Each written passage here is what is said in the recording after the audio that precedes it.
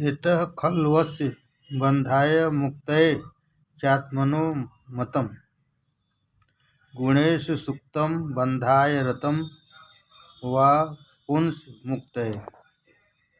भगवान मनुष्य का शरीर या घर नहीं बल्कि हृदय देखते हैं। मन विशाल हो तो भगवान आते हैं। मन में छिपी हुई अहंता ममता अपने पराये की भावना ही मन को दुखी करती है।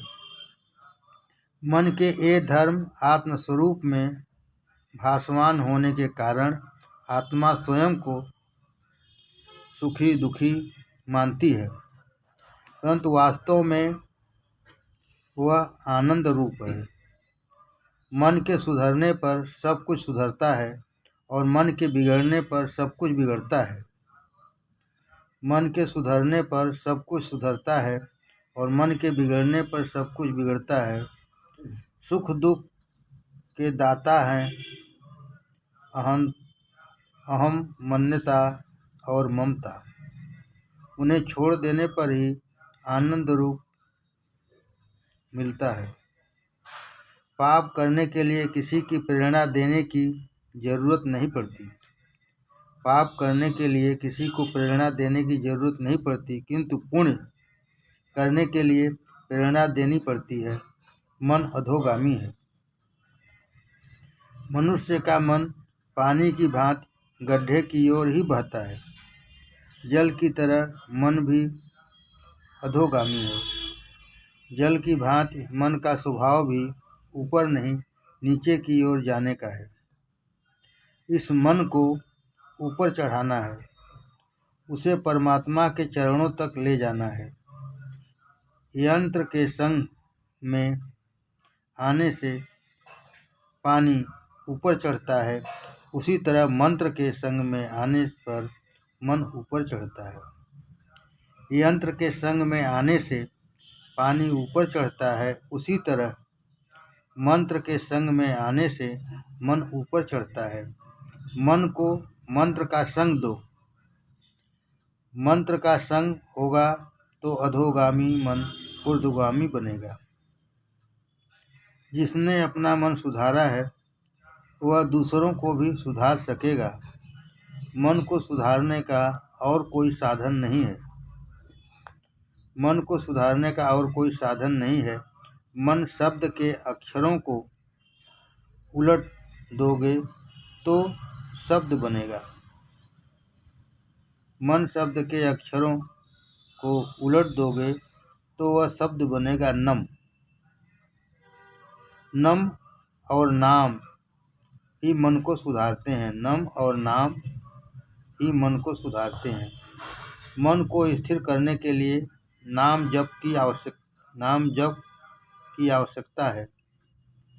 जप से मन की मलिनता और चंचलता दूर होती है। अतः किसी भी मंत्र का जाप करो।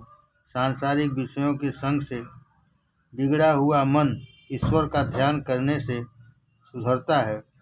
सभी के अंतर में परमात्मा है, फिर भी वे सभी का दुख दूर नहीं करते हैं।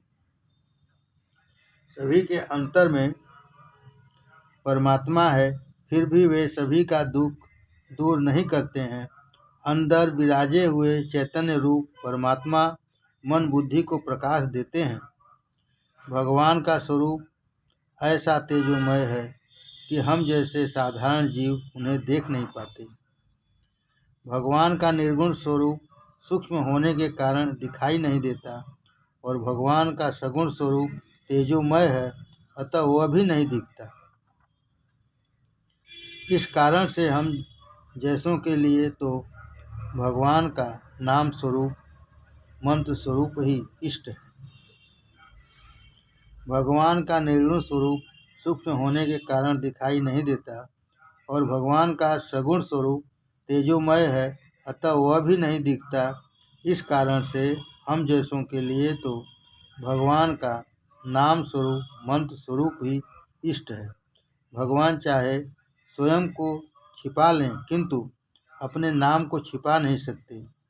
नाम स्वरूप प्रकट है, अतः परमात्मा के किसी नाम स्वरूप का दृढ़ मन से आश्रय ले लो। मंत्र के बिना मन शुद्धि नहीं हो सकती। बिगड़ा हुआ मन ध्यान के साथ तप करने से सुधरेगा। लौकिक भावना से मन बिगड़ता है और अलौकिक वासना से अलौकिक वासना के जागने पर वह सुधरेगा। वासना का नाश वासना से ही करना पड़ता है। असत वासना का विनाश सद्वासना से होगा। जब मनुष्य सोचेगा कि मुझे जन्म मरण के फेरों से मुक्त होना है, मुझे गोलोक कथा में आना है, मुझे किसी माता के गर्भ में नहीं जाना है, मुझे इसी जन्म में परमात्मा के दर्शन करने हैं, ऐसी भावना रखने से मन सुधरेगा। कांटा कांटे से निकलता है, उसी तरह वासना ही वासना को निकाल बाहर करती है। फिल्म देखने की वासना दूर करनी है तो परीक्षा में पहला नंबर आने की वासना रखो। फिल्म देखने की वासना दूर करनी है तो परीक्षा में पहला नंबर आने की वासना करो। ऐसी वासना से अध्ययन में रुचि पैदा होगी और अध्ययन की रुचि से फिल्म देखने की वासना छूट जाएगी। किसी एक राजा के पास एक बकरा था। राजा ने एक बार ऐलान किया कि इस बकरे को जंगल में चराकर जो उसे तृप्त करके लाएगा उसे मैं आधा राज्य दूंगा, किंतु बकरे का पेट पूरा भरा है या नहीं इसकी परीक्षा मैं खुद करूंगा। इस ऐलान को सुनकर एक मनुष्य ने राजा के पास आकर कहा कि बकरा चराना कोई बड़ी बात नहीं है, और वह बकरे को लेकर जंगल में गया। वहाँ सारा दिन उसने कोमल हरी घास बकरे को खिलाई।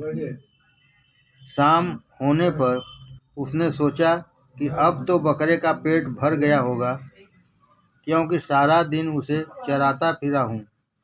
बकरे के साथ वह राजा के पास आया। राजा ने थोड़ी सी हरी घास बकरे के आगे रखी तो बकरा उसे खाने लगा।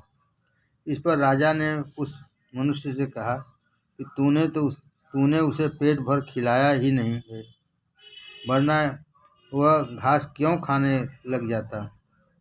बहुतों ने बकरे का पेट भरने का प्रयत्न किया, परंतु ज्यों ही दरबार में उसके सामने घास डाली जाती वह खाने लगता। एक सत्संगी ने सोचा कि राजा के इस ऐलान में कोई रहस्य है, तत्व है। मैं युक्ति से काम करूंगा। वह बकरे को चराने के लिए ले गया। जब भी बकरा घास खाने जाता तो वह उसे लकड़ी से मार देता। सारे दिन में कई बार ऐसा हुआ। अंत में बकरे ने सोचा कि यदि मैं घास खाने का प्रयत्न करूंगा तो मार खानी पड़ेगी। शाम को वह सत्संगी बकरे को लेकर राज दरबार में लौटा। बकरे को घास बिल्कुल खिलाई नहीं थी, फिर भी उसने राजा से कहा कि मैंने इसे पेट भर खिलाया है, अतः यह अब बिल्कुल घास नहीं खाएगा। कर लीजिए परीक्षा। राजा ने घास डाली, लेकिन उस बकरे ने खाया तो क्या उसे देखा और सूंघा तक नहीं। बकरे के मन में यह बात बैठ गई थी कि घास खाऊंगा तो मार पड़ेगी, अतः उसने घास नहीं खाई। यह बकरा हमारा मन ही है। बकरे को घास चराने ले जाने वाला जीवात्मा है, राजा परमात्मा है। मन को मारो, मन पर अंकुश रखो। मन सुधरेगा तो जीवन सुधरेगा। मन को विवेक रूपी लकड़ी से रोज पीटो। भोग से जीव तृप्त नहीं हो सकता, त्याग में ही तृप्ति समाई हुई है। मन अहंता और ममता से भरा हुआ है। मन जब कुछ मांगे तब उसे विवेक रूपी लकड़ी मारोगे तो वह बस में हो जाएगा। रामदास स्वामी ने मन को बोध दिया है। दृढ़ वैराग्य, तीव्र भक्ति और यम विषय विषय यम नियमादि के अभ्यास से चित्त वश में होता है और स्थिर होता है। रामदास स्वामी ने मन को बोध दिया है कि दृढ़ वैराग्य, तीव्र भक्ति और यम नियमादि के अभ्यास से चित्त वश में होता है और स्थिर होता है। अंत में धीरे धीरे प्रकृति भी अदृश्य होती जाती है। अंत में धीरे धीरे प्रकृति भी अदृश्य होती जाती है। संसार पर वैराग्य लाने का एक ही उपाय है, जन्म मृत्यु जरा व्याधि दुख दोषानुदर्शनम। इस जगत में सुखी होने के दो ही मार्ग हैं, एक ज्ञान मार्ग और दूसरा भक्ति मार्ग।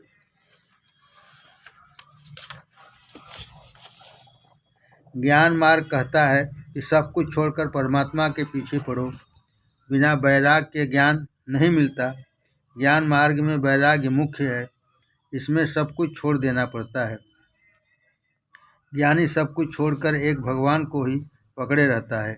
इस मार्ग में त्याग मुख्य है। इस मार्ग के आचार्य शिव जी हैं। सर्वस्व का त्याग करना बड़ा कठिन काम है। भक्ति मार्ग कहता है कि सर्वस्व का त्याग कठिन है, इसकी अपेक्षा तो बेहतर है कि सभी कुछ में ईश्वर है, ऐसा मानकर सभी से विवेक पूर्वक प्रेम करो। इस मार्ग में भागवत भाव रखकर समर्पण करना है। भक्ति मार्ग में कुछ भी छोड़ने की बात नहीं है। वैष्णव कहेगा कि केले की छाल में भी भगवान है, मैं इसे गाय को खिलाऊंगा। भक्ति मार्ग में समर्पण मुख्य है। इस मार्ग के आचार्य श्री कृष्ण हैं। भगवान श्री कृष्ण हर किसी पर प्रेम रखते हैं। इस मार्ग में हर किसी के साथ प्रेम करना होता है। भगवान जैसा प्रेमी न तो कोई हुआ है और न कोई होगा। एक बार भृगु ऋषि बैकुंठ में गए। भगवान सो रहे थे। लक्ष्मी जी चरण सेवा कर रही थी। भृगु को लगा कि यह तो कोई विलासी लगता है, उसे बड़ा देव कौन कहे।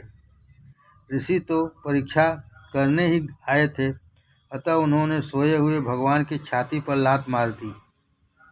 भृगु ऋषि ने लात मारी, किंतु उस लात को मारने वाले से भी मेरा कन्हैया तो प्रेम ही करता है। भगवान ने ऋषि से कहा, मेरी छाती बड़ी कठोर है और आपके चरण कोमल हैं, शायद आपके चरणों में चोट आई होगी। और इतना कहकर भगवान ऋषि के चरण दबाने लगे। है कोई जगत में ऐसा प्रेम करने वाला दूसरा? विष देने वाले से भी कन्हैया प्यार करता है। लक्ष्मी जी को बुरा लगा। वे बोली, ऐसी भी कहीं परीक्षा हो सकती है? परीक्षा करने का यह ढंग अच्छा नहीं है। मैं ब्राह्मणों के घर नहीं जाऊंगी। परीक्षा करने का यह ढंग अच्छा नहीं है। मैं ब्राह्मणों के घर नहीं जाऊंगी। लक्ष्मी ने ब्राह्मणों को त्याग दिया, इसलिए सामान्यतः ब्राह्मण गरीब रह गए हैं। ज्ञानी मानते हैं कि जब से यह शारीरिक संबंध हुआ है, तब से इसी से दुख हुआ है। अतः वे शरीर से प्रेम नहीं करते। प्रेम करना ही है तो सबसे प्रेम करो। किसी से भी प्रेम नहीं करना हो तो कोई बात नहीं, किंतु अपने शरीर से तो प्रेम करो ही नहीं। प्रेम करना ही है तो सबसे प्रेम करो। किसी से भी प्रेम नहीं करना हो तो कोई बात नहीं, किंतु अपने शरीर से तो प्रेम करो ही नहीं। एक परमात्मा से प्रेम करो, सभी से प्रेम करो अथवा सभी का त्याग करो। और यदि तुम सभी का त्याग नहीं कर सकते हो तो सभी में ईश्वर भाव रखकर सभी से प्रेम करो। सभी में से ममता का त्याग करो अथवा सब कुछ ईश्वर को समर्पित करके सभी कर्मफलों का त्याग करो। सभी के प्रति ममता, मेरापन होना ही समर्पण मार्ग है। अमुक के प्रति ही ममता होना स्वार्थ मार्ग है। आज तो सभी मार्गी हैं। पैसों मारो परमेश्वर ने, पत्नी मारी गुरु, छैया छोकरा मारा शालिग्राम, पूजा कोनी करूं। पैसों मारो परमेश्वर ने, पत्नी मारी गुरु,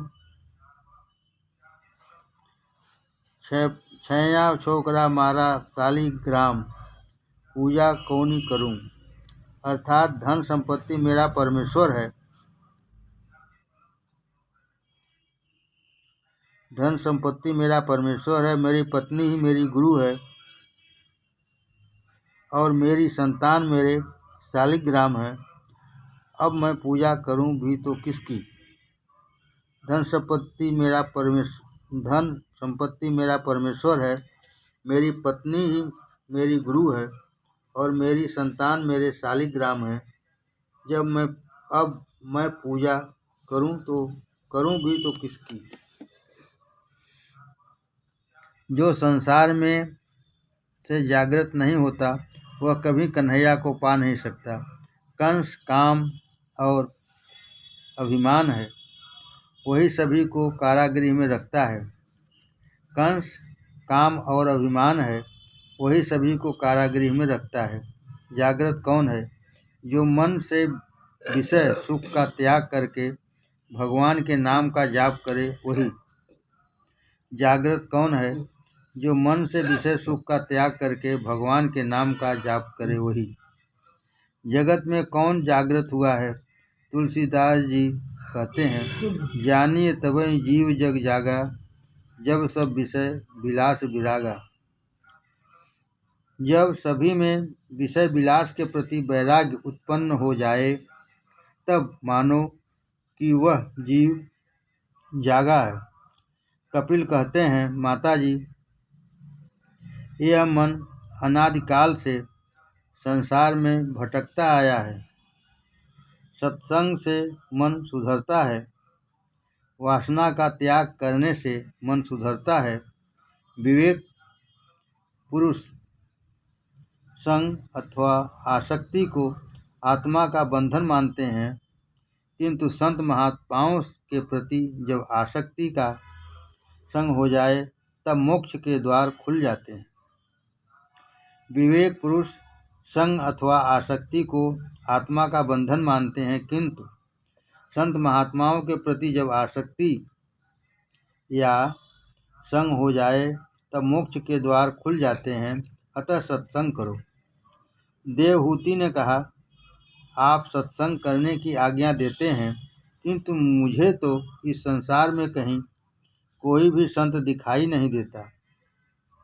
कपिल भगवान ने कहा, माता, तब मानो कि तुम ही पापी हो। देवहूति ने कहा, आप सत्संग करने की आज्ञा देते हैं, किंतु मुझे तो इस संसार में कहीं भी कोई संत दिखाई नहीं देता। कपिल भगवान ने कहा, माता, तब मानो कि तुम ही पापी हो। पाप होने पर तो संत का मिलन होने पर भी सद्भावना नहीं होती। पाप होने पर तो संत का मिलन होने पर भी सद्भावना नहीं होती। संत को ढूंढने तुम कहाँ जाओगी? तुम ही संत बनोगी तो तुम्हें संत मिलेंगे। तुम ही संत बनोगी तो तुम्हें संत मिलेंगे। एक नाथ, तुकाराम, नरसिंह आदि गृहस्थाश्रमी थे। वे घर में रहकर ही संत बने थे। संतों के लक्षण जीवन में उतारोगे तो संत बन सकोगे। बिना सत्संग के कुछ नहीं मिलता। बिना सत्संग के कुछ नहीं मिलता। स्वयं संत बने बिना सच्चा संत नहीं मिलेगा। स्वयं संत बने बिना सच्चा संत नहीं मिलेगा। जैसी दृष्टि वैसी सृष्टि। क्रोध के कारण हनुमान जी को श्वेत फूल भी लाल दिखाई दिए थे। एक नाथ महाराज रामायण के सुंदरकांड की कथा कर रहे थे। इस सुंदरकांड में सभी कुछ सुंदर है। सुंदरकांड का यह नाम इसलिए रखा गया है, इसमें हनुमान जी को माता सीता जी की पराभक्ति के दर्शन हुए थे।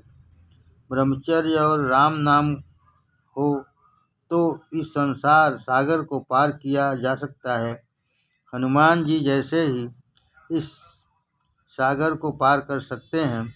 सागर पार करके हनुमान जी अशोक वन में आए। एकनाथ महाराज कथा में कहते हैं कि जब हनुमान जी अशोक वन में आए तब वहाँ वाटिका में सफ़ेद फूल खिल रहे थे। वहाँ सीता जी, वहाँ अशोक वन, जहाँ सीता जी वहाँ अशोक वन, जहाँ भक्ति वहाँ अशोक, शोक का भाव। हनुमान जी वहाँ कथा सुनने के लिए आए थे। उन्होंने प्रकट होकर विरोध करते हुए कहा कि महाराज आप गलत कह रहे हैं। अशोक वन में उस समय लाल फूल खिले हुए थे, सफ़ेद नहीं। मैंने अपनी आँखों से प्रत्यक्ष देखा था। एकनाथ महाराज ने कहा कि मैं तो अपने सीताराम को मनाकर कथा कर रहा हूँ और मुझे जैसा दिखाई दे रहा है वैसा कह रहा हूँ। अंत में इस झगड़े को लेकर वे दोनों श्री राम के पास आए। रामचंद्र जी ने कहा कि आप दोनों की बात सही है। क्रोधावेश से लाल आंखें होने के कारण हनुमान जी ने फूल लाल देखे थे, अन्यथा फूल तो सफ़ेद ही थे।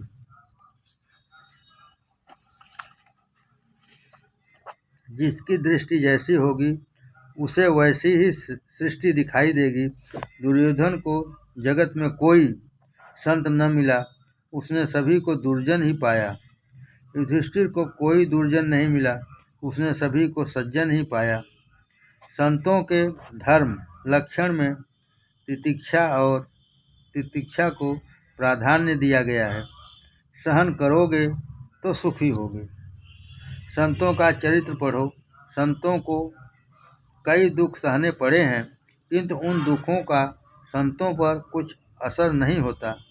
अतिशय सहन करे वही संत है। अतिशय सहन करे वही संत है। एकनाथ महाराज पैठण में रहते थे। गोदावरी नदी की ओर जाने वाले मार्ग पर एक पठान रहता था। एकनाथ महाराज उसी रास्ते से स्नान करने के लिए जाते थे। वह पठान महाराज को बहुत सताता था, किंतु महाराज सभी कुछ सहते रहते थे। एक दिन उस पठान ने सोचा, यह ब्राह्मण क्रोधित नहीं होता है तो आज मैं इसे क्रोधित करके ही रहूँगा। महाराज स्नान करके वापस आ रहे थे तो उस पठान ने महाराज पर थूका। महाराज दूसरी बार स्नान करने गए, फिर वह पठान ने महाराज पर थूका। कई बार ऐसा होता रहा, किंतु महाराज क्रोधित न हुए। गोदावरी से वे कहने लगे कि तेरी कृपा है कि तू मुझे स्नान करने के लिए बार बार बुला रही है। वह पठान चाहे दुर्जनता करता रहे, मैं अपनी सज्जनता नहीं छोड़ना चाहता। पठान ने 108 बार महाराज पर थूका और उतनी ही बार महाराज ने गोदावरी स्नान किया। अंत में वह पठान लज्जित हुआ। उसने महाराज के पांव छुए और क्षमा मांगी। उसने कहा, महाराज आप संत हैं, ईश्वर हैं, मैं आपको पहचान न सका। महाराज ने उत्तर दिया कि क्षमा का कोई सवाल नहीं है। तुम्हारे कारण तो आज मुझे 108 बार गोदावरी स्नान का पुण्य मिला। शांति उसी की बनी रहती है जो अंदर से ईश्वर के साथ संबंध रहे। जो अंदर से ईश्वर के साथ संबंध रखे। जो ईश्वर से दूर है उसे शांति कहाँ से मिलेगी। कपिल जी कहते हैं, माता जो बहुत सहन करता है वही संत बन सकता है। अतिशय विपत्ति में भी जो ईश्वर का अनुग्रह समझे वही महान वैष्णव है। दुष्ट लोग किसी को भी अच्छा नहीं देख सकते। दुष्टों ने तुकाराम को गधे पर बिठाया तो तुकाराम की पत्नी को दुख हुआ, किंतु तुकाराम तो उससे बोले कि मेरे विठलनाथ जी ने मेरे लिए जो गरुण भेजा है उसी पर बैठा हूँ। मैं तो सभी ने गधा देखा, किंतु तुकाराम की पत्नी ने गरुड़ देखा। जगत में सब कुछ सहते रहो। जगत में अंधकार का अस्तित्व है, अतः प्रकाश का मूल्य है। संतों का पहला लक्षण तितिक्षा है, तो दूसरा है करुणा। तीसरा लक्षण है सभी देहधारियों के प्रति सुहृद भाव।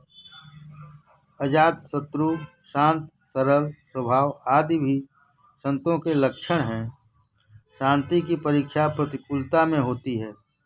अर्थ धन संपत्ति से तो प्रतिदिन संबंध रखते हो, किंतु उसके साथ साथ परमात्मा से भी संबंध रखोगे तो संपत्ति भी मिलेगी और शांति भी। भागवतकार कहते हैं कि इस जीवन गाड़ी की केवल पटरी ही बदलनी है, ईश्वर के लिए कुछ न कुछ त्यागो।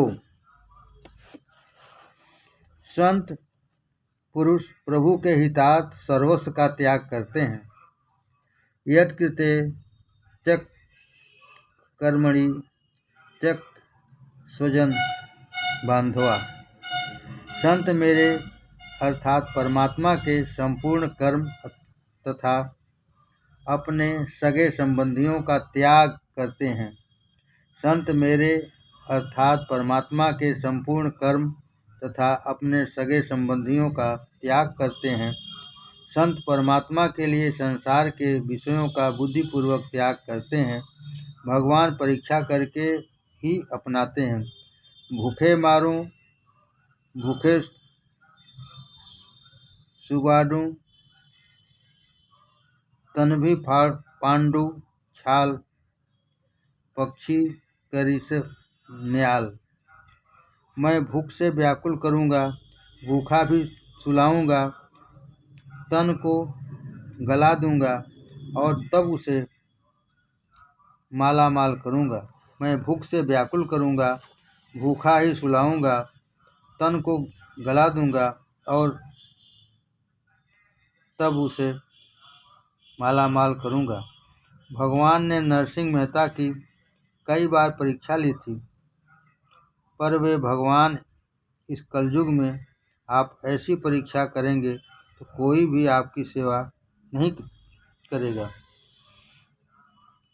भगवत परायण रहकर भगवान की कथाओं का श्रवण कीर्तन करें। भगवान में ही चित्त रमाता रहें तो भक्ति का विकास होता है। भगवान की कथा सुनने से श्रद्धा दृढ़ होती है। उसके बाद भगवान के लिए आसक्ति बढ़ती है। आसक्ति बढ़ने से व्यसनात्मिका शक्ति प्राप्त होती है और जिसकी भक्ति व्यसनात्मिका बने उसकी मुक्ति सुलभ होती है। भक्ति जब व्यसन से उत्कृष्ट बनती है तब ईश्वर के पास ले जाती है। हे माता, तीव्र भक्ति के बिना मुक्ति नहीं मिल सकती। तीव्र भक्ति का अर्थ है व्यसनात्मिकता भक्ति। तुकाराम ने भक्त की बड़ी अच्छी व्याख्या की है। भक्त की बड़ी अच्छी व्याख्या की है। एक क्षण भी जो भगवान से विभक्त न हो पाए वह भक्त है। एक क्षण भी जो भगवान से विभक्त न हो पाए वह भक्त है। व्यवहार का काम काज निभाते हुए भी जो भगवान से विभक्त न हो पाए वही भक्त है। तीव्रेण भक्ति योगेन। माता देवहूति को तीव्र भक्ति करने की आज्ञा दी है। माता देवहूति को तीव्र भक्ति करने की आज्ञा दी है। तीव्र भक्ति का अर्थ है एक भी क्षण ईश्वर से विभक्त न होना। इस तरह प्राकृतिक गुणों से निष्पन्न शब्दादि विषयों का त्याग करके वैराग्य युक्त ज्ञान से, योग से और मेरे प्रति की गई सुदृढ़ भक्ति से मनुष्य अपनी इसी देह में, अपनी अंतरात्मा में अंतरात्मा के समान मुझे प्राप्त कर लेता है। मेरे प्रति की गई सुदृढ़ भक्ति से मनुष्य अपनी इसी देह में अपनी अंतरात्मा के समान मुझे प्राप्त कर लेता है। भगवान ही की अहेतुकी निष्काम भावना भक्ति से भी श्रेष्ठ है। भगवान की अहेतुकी निष्काम भावना भक्ति से भी श्रेष्ठ है। कपिल भगवान माता देवहूति से कहते हैं, यह सब जो दृश्यमान है वह सत्य नहीं है। स्वप्न असत्य होते हुए भी सुख दुख देता है। जिस प्रकार स्वप्न देखने वाले को अपना मस्तक बिना कटे भी उसके कट जाने की भ्रांति होती है और वह रोने लगता है, उसी प्रकार अविद्या के कारण जीवात्मा को सब भ्रांति होती है। इसे ही माया कहते हैं। वस्तु न होने पर भी वह स्वप्न में दिखाई देती है। उसी तरह तात्विक दृष्टि से कुछ भी न होते हुए भी जागृता अवस्था में माया और अज्ञान के कारण सब कुछ सा आभास होता है। कपिल आगे कहते हैं, माता जगत स्वप्न जैसा है। यह सिद्धांत भागवत में बार बार इसलिए कहा गया है कि जिससे जगत के पदार्थ के लिए मोह न जागे, संसार के विषयों के प्रति पूर्णतः वैराग्य हो, इसलिए यह कहा गया है। सांसारिक सुख के उपयोग की लालसा जब तक नहीं बनी रहे तब तक मानो कि तुम सोए हुए हो। सांसारिक सुख के उपभोग की लालसा जब तक बनी रहे तब तक मानो तुम सोए हुए हो। आगे जागे हुए को ही कन्हैया मिलता है। सुख भोगने की इच्छा बड़ी दुखद है। भागवत ध्यान में जगत विस्मृत हो जाए तभी ब्रह्म संबंध जुड़ जाता है। ध्यान में प्रथम शरीर को स्थिर करो, फिर आँखों को स्थिर करो और अंत में मन को स्थिर करो। ध्यान में प्रथम शरीर को स्थिर करो, फिर आँखों को स्थिर करो, फिर और अंत में मन को स्थिर करो। जब तक शरीर और आँखें स्थिर नहीं हो पाती तब तक मन स्थिर नहीं हो पाता। आँखों में श्री कृष्ण के स्थिर होने पर मन शुद्ध होता है। भागवत गोवर्धन नाथ का स्वरूप है। श्री कृष्ण के स्वरूप में ध्यान रखकर कथा सुनो। आँखें श्री कृष्ण में और प्राण कानों में स्थिर कर कथा सुनो। जिसे ध्यान करना है वह एक आसन पर बैठे और मन को स्थिर करे। ध्यान करते समय संसार को मन से निकाल बाहर करो। ध्यान करने से मन स्थिर होता है। बिना ध्यान के दर्शन परिपूर्ण नहीं होता। भोग भूमि में रहकर भगवान का ध्यान करना टेढ़ा काम है। संसार में रहकर ज्ञान भक्ति में निष्ठा रखना सरल नहीं है। भूमि का मन पर प्रभाव पड़ता है ही है। ध्यान करने वाले को चाहिए कि वह पवित्र और एकांत स्थान में बैठकर ध्यान करे। भूमि का मन पर प्रभाव पड़ता ही है। ध्यान करने वाले को चाहिए कि वह पवित्र और एकांत स्थान में बैठकर ध्यान करे। कपिल कहते हैं, माता जिसे ध्यान करना है वह पवित्र भोजन का परिमित मात्रा में सेवन करे। आहार सात्विक और अल्प होना चाहिए। जिसे अजीर्ण हो वह ब्रह्मचर्य का सेवन नहीं कर सकता। जिसे ध्यान करना हो वह चोरी न करे। अस्तेयम, जिसे ध्यान करना हो वह चोरी न करे। अस्तेयम, मनुष्य कई बार आँख और मन से भी चोरी करता है। अन्य की वस्तु का मानसिक चिंतन भी चोरी ही है। अन्य की वस्तु का मानसिक चिंतन भी चोरी ही है। जो ध्यान करना चाहता है उसे ब्रह्मचर्य का पालन करना चाहिए। सभी इंद्रियों से ब्रह्मचर्य का पालन किया जाए। कई लोग शारीरिक ब्रह्मचर्य का पालन करते हैं किंतु मानसिक ब्रह्मचर्य का पालन नहीं करते। ब्रह्मचर्य का मानसिक भंग शारीरिक भंग जैसा ही है। ब्रह्मचर्य का मानसिक भंग शारीरिक भंग जैसा ही है। मन से करो या आँखों से किंतु चोरी तो चोरी ही है। अतः प्रत्येक इंद्रिय से ब्रह्मचर्य का पालन करो। केवल शरीर से नहीं, मन से भी ब्रह्मचर्य का पालन करो। एक दिन के ब्रह्मचर्य भंग से 40 दिन तक मन स्थिर नहीं होता। एक दिन के ब्रह्मचर्य भंग से 40 दिन तक मन स्थिर नहीं हो पाता। जब तक देह का भान है तब तक धर्म को न छोड़ो। इसके बाद ध्यान की विधि बताई गई, जिसका वर्णन पहले हो गया। कपिल भगवान ने माता देवहूति को ध्यान करने की आज्ञा दी। ध्यान के बिना ईश्वर का अनुभव नहीं होता। कपिल भगवान ने माता देवहूति को ध्यान करने की आज्ञा दी। ध्यान के बिना ईश्वर का अनुभव नहीं होता। रात्रि को सोने से पहले प्रभु का ध्यान करो। वे कहते हैं, माता, परमात्मा के अनेक स्वरूप हैं, जिनमें से किसी को भी